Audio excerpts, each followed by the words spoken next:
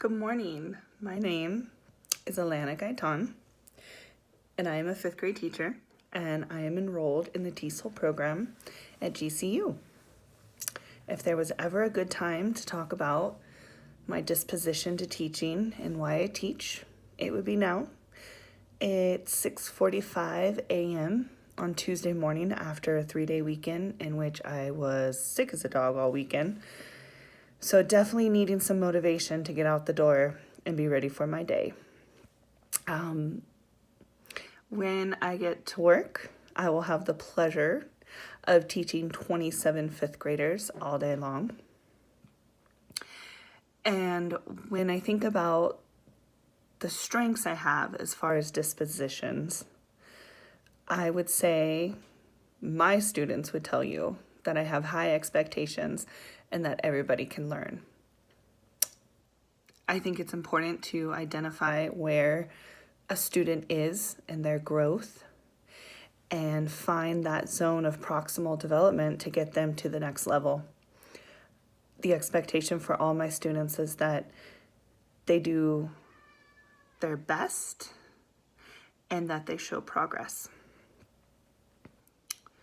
In addition to believing that all students can learn, I value diversity, and I have what I call a culturally sensitive classroom.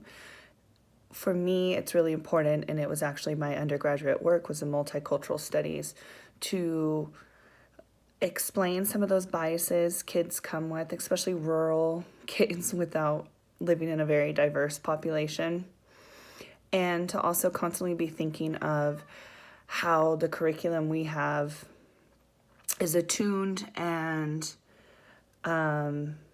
takes account of the needs of a diverse population. In regards to another disposition, which makes me laugh, is the idea of fairness, because as a teacher and a mom, I say fair is the other F word, because fair does not mean equal. And my students know that in my classroom, I am always going to do what's right for a child, and that might look different between two different children. What's fair for one kid might not be the same for another kid. What's fair for a kid with an IEP might be a modified assignment. It's not always going to look equal. So I very much explain to my kids that fair does not mean equal. And my job as a teacher is to figure out what a kid needs and make it fair for them.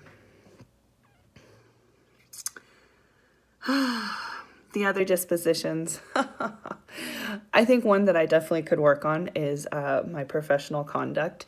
As far as meeting deadlines and attending professional development and meeting with people and all that, I think I'm fine. I think when it comes to being too casual with other employees, accidentally dropping the F-bomb in the workroom, I've done that before. So it's really hard for me because I'm just naturally a more laid back and jovial person who wants to have a good time wherever I am. It's really hard to keep myself serious all the time, and I guess that's one thing I could work on as far as my professional conduct.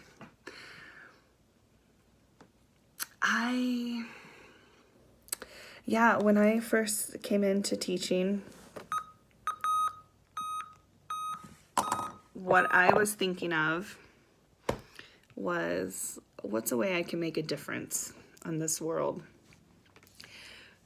And when I think of being a teacher, you have such a huge impact on these children for the 180 days you get them. And I started thinking and doing the math. If I had 30 kids every school year and taught for 30 years, that is an impact on this planet, on my life, on engaging students, hoping for them to become lifelong learners, modeling how to treat other people that will help them in their life, and also giving them that curiosity for learning. And I think that's why, even though I didn't want to be a teacher at first just because of the money and was told not to, I think that's why I eventually came around and did what I felt most passionate about, which is educating these young ones and seeing what the future will be with this next generation coming up. I have a poster outside my classroom, which can be kind of cliche, but it says the future of this world is in my classroom.